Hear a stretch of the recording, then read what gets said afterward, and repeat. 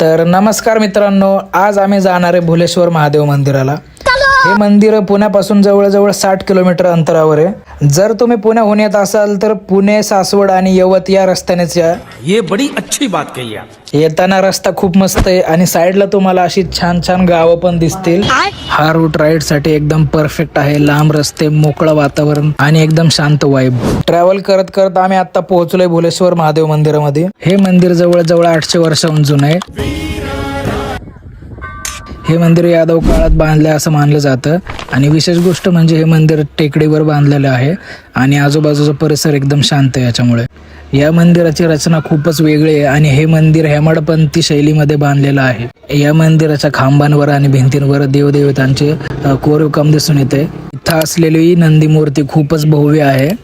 शिवलिंगाचे दर्शन घेऊन आम्ही आता बाहेर आलोय। आज प्रजासत्ताक दिनानिमित्त इथे मंदिरामध्ये महाप्रसादाचं वाटप चालू होतं। नंतर दर्शन घेऊन आम्ही निघालो सासवडच्या दिशेने।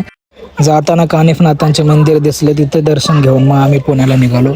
आजचा व्लॉग इथे संपूयात। हर हर महादेव।